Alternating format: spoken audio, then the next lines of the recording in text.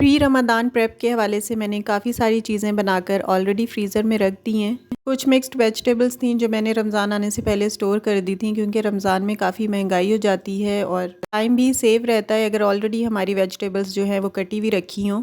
इसके अलावा मैंने इमली की चटनी भी रमज़ान में बहुत इंपॉर्टेंट चीज़ होती है, तो वो भी मैंने बना कर रख ली है और उसकी रेसिपी भी आप लोगों के साथ मैंने शेयर की थी। इसके अलावा मिक्स्ड अचार भी मैंने बना कर रखा है और अभी तक मैंने उसकी रेसिपी शेयर नहीं की, इंशाल्लाह नेक्स्ट व्लॉग में शेयर करूँगी। इसके अलावा टमाटर वगैरह भी मैंने ऑलरेडी फ्रीज़ करके प्यूरी बना के रख ली थी और कुछ को मैंने छोटे पीसेस में काट कर रख लिया है।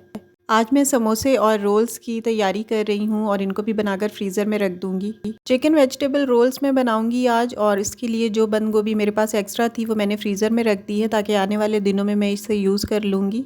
क्योंकि ये मुझे कुछ ज़्यादा लग रही थी क्वांटिटी से, इसलिए मैंने थोड़ी सी फ्रीज़र में रख दी है। और यहाँ पर मैं चिकन वेजिटेबल रोल्स का मसाला किस तरह रेडी करती हूँ वो आपके साथ शेयर कर रही हूँ। डिफरेंट तरीके से लोग चिकन वेजिटेबल रोल्स का जो मसाला है, जो बैटर है, वो प्रिपेयर करते हैं। मैंने इस दफ़ा बैटर थोड़ा सा डिफरेंट किया है और इसमें मैंने एक चीज़ ऐड की है, आगे जाके आपको बताती हूँ। उससे बाइंडिंग बहुत अच्छी सी हो जाती है। ये बहुत ही आसान सा तरीका है, फ़ौरन इससे आपके चिकन रोल्स का बैटर जो है वो बन जाएगा। Chicken vegetable roll sorry.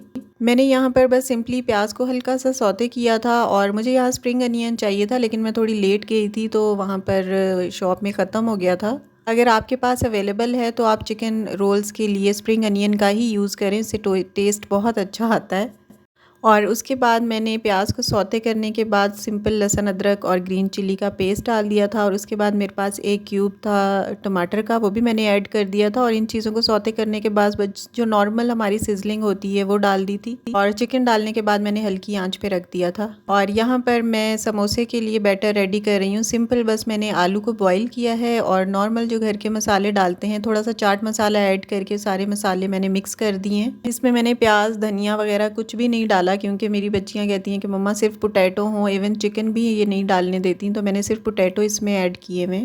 और ये चिकन वेजिटेबल रोल्स का मसाला है, ये मैंने हल्की आंच पे रखा था ताकि चिकन इसका सॉफ्ट हो जाए। चिकन सॉफ्ट होने के बाद मैंने इसमें फ्रीज़ की हुई गाजर ऐड कर दी थी, जो मैंने ऑलरेडी फ्रीज़ करके रखी हुई थी। और बाकी भी काफ़ी सारी सब्जियां मैंने रखी हुई हैं, लेकिन बंद गोभी मैंने फ्रीज़ नहीं की थी, वो मैंने आज फ्रीज़ की है। और बाकी जो बच गई थी वो मैंने ये रोल्स के लिए रख ली थी। जब हम 2-3 वेजिटेबल्स चिकन रोल्स में डालते हैं ना, तो ये थोड़ी बिखरी सी होती है, स्कैटर्ड फॉर्म में होती हैं, तो इसलिए इनकी बाइंडिंग के लिए मैंने यहाँ पर जो समोसों में डालने के लिए आलू का बैटर बनाया था, तो थोड़ा सा वो मैंने ऐड कर दिया है और इसे अच्छे से मिक्स करेंगे तो इसकी बाइंडिंग बहुत अच्छी हो जाएगी। जो वेजिटेबल्स हैं वो निकलेंगी नहीं। और जब हम रोल्स में या समोसों में किसी भी चीज़ में आप चाहें इसे फिल कर सकते हैं, तो ये बैटर बिखरेगा नहीं, आराम से फिक्स हो जाएगा रोल्स के अंदर।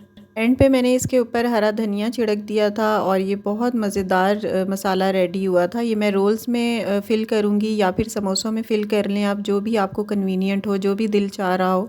मुझे ये तैयारी एक्चुअली कल करनी थी, लेकिन कल मेरे पास बिल्कुल भी टाइम नहीं था और वैसे भी चाँद भी नज़र नहीं आया था, तो मैंने सोचा कि कल का दिन है तो मैं कल ही इसे कर लूँगी। तो इसलिए मैं ये प्रिपरेशन जो मेरी पेंडिंग थी वो आज कर रही हूँ। समोसे और रोल्स का मैंने ये जो दोनों चीज़ों का बैटर बना कर रखा है, ये मैंने अभी फ्रिज में रख दिया है और नेक्स्ट व्लॉग में मैं आप लोगों के साथ इसकी फिलिंग शेयर करूँगी और इसे फ्रीज़ करूँगी। और यहाँ पर आप सबको पता चल गया होगा कि ये लहसुन और अदरक और साथ ही ग्रीन चिली का जो मैं पेस्ट बना कर रखती हूँ, उसी की मैं प्रिपरेशन कर रही हूँ। ऑल दो मैंने पहले से लहसुन अदरक का पेस्ट जो है वो फ्रीज़र में रखा हुआ था, लेकिन वो यूज़ करते करते अब थोड़ा रह गया है, तो मुझे ये था कि रमज़ान के 10-15 दिन मेरे आसानी से गुजर जाएं, तो इसलिए मैंने उनको दोबारा रेडी करके रख दिया है। इसको मैं क्यूब फॉर्म में नहीं रखूँगी, बस जार में सिंपली डाल देना है, क्योंकि जो मैंने पहला वाला लहसुन अदरक का पेस्ट और हरी मिर्चों का पेस्ट रखा था ना, वो मैंने सारी चीज़ें मिक्स करके और इसके क्यूब्स, जो आइस क्यूब्स होते हैं सिंपल, उसमें मैंने डालकर और फिर उस जिपलॉक बैग्स में उस क्यूब्स को मैंने डाल दिया था और वो मैं अभी तक यूज़ कर रही हूँ। लेकिन थोड़ा सा कम रह गया था, तो मैंने सोचा कि मैं और बना कर रख दूँ ताकि और 10-15 रोज़े मेरे आराम से गुजर जाएँ। क्योंकि मैं बहुत ज़्यादा चीज़ें फ्रीज़ करके नहीं रखती, पूरे महीने, डेढ़ 2-2 महीने की चीज़ें मुझे फ्रीज़र में रखना बिल्कुल भी अच्छा नहीं लगता और अनहाइजेनिक भी होता है, फूड पॉइजनिंग भी होती है आपको अगर आप फ्रीज़र के खाने इतने लंबे टाइम तक यूज़ करते रहें। तो इसलिए मैं कोशिश करती हूँ कि बस 10 दिन या हफ़्ता या मैक्सिमम 12-15 दिन का ही चीज़ें फ्रीज़र में रखूँ, उससे ज़्यादा चीज़ें मैं नहीं रखती। जब ख़त्म हो जाएंगी चीज़ें तो इंशाल्लाह और बना के 10 दिन के लिए रख लेंगे। फ्रेश चीज़ें यूज़ करने का जो टेस्ट है और जो फ़ायदा है वो फ्रीज़ की हुई चीज़ों का इतना ज़्यादा नहीं है। और यहाँ पर मैंने ये जो चीज़ें बनाकर रखी हुई हैं सारी फ्रिज में रख दी हैं। और ये इमली की चटनी भी आपको नज़र आ रही है, अचार भी आपको नज़र आ रहा है। ये मैंने ऑलरेडी बना लिया है, लेकिन रेसिपी इसकी मैंने अभी तक आपके साथ शेयर नहीं की। इंशाल्लाह नेक्स्ट टू नेक्स्ट व्लॉग में करूँगी। और इमली की चटनी की रेसिपी मैं ऑलरेडी शेयर कर चुकी हूँ। यहाँ पर मैंने इसे फ्रीज़र में रखा था ताकि ये जम जाए, लेकिन ये 2 दिन रखने के बाद भी नहीं जमी। और फिर मुझे याद आया कि लास्ट ईयर भी मैंने इसी तरह इसे देखा था और ये बिल्कुल अच्छे से फ्रीज़ नहीं होती, थोड़ी सी लिक्विडिटी इसमें होती है, तो ये क्यूब से निकल नहीं रही थी। तो मैंने इसी तरह इसे फ्रीज़र में रख दिया था।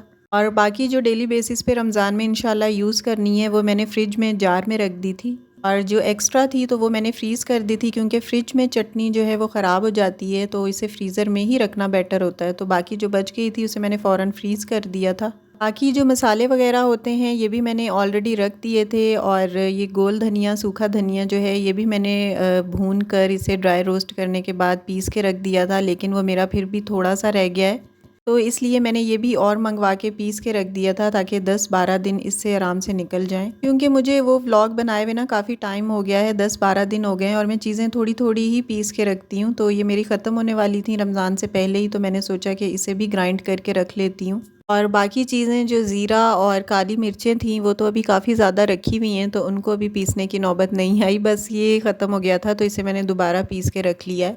और इसको मैंने ड्राई रोस्ट नहीं किया, जस्ट मैंने पीस के और रख दिया है। मुझे आज बहुत ज़्यादा जल्दी थी, मैंने सारे काम बहुत जल्दी जल्दी किए हैं। वैसे अगर धनिए को और ज़ीरो को हल्का सा ड्राई रोस्ट करने के बाद ग्राइंड करके रखें ना, और थोड़ा दरदरा सा रखें, तो इनका टेस्ट बहुत अच्छा आता है। और इसके बाद मैंने चीनी भी ग्राइंड करके रख ली थी, क्योंकि बहुत ज़्यादा ज़रूरत पड़ती है जब हम फ्रूट चाट बनाते हैं, तो इसकी मिक्सिंग बहुत आसान होती है। तो एक जार के अंदर मैंने चीनी को भी ग्राइंड करके रख दिया था, बिल्कुल फ़ाइन पाउडर बना लिया इसका। इससे ये होता है कि फ्रूट चाट की मिक्सिंग में बहुत आसानी हो जाती है। बस ये भी मैंने हाफ़ जार ही रखा है और ये मोर देन इनफ है फॉर 10 to 15 डेज़। इसके बाद मैं दोबारा इसे ग्राइंड करके रख लूँगी। तो आज के व्लॉग में मेरी ऑलमोस्ट सारी तैयारी हो चुकी है जो रमज़ान से पहले मुझे करना ज़रूरी थी। बस समोसे और रोल्स बनाना रहते हैं और उनको फ्रीज़ करना बाकी है, और वो दोनों चीज़ें इंशाल्लाह कल के व्लॉग में शेयर करूँगी। और साथ ही अचार मैंने किस तरह से बनाया है वो भी शेयर करूँगी।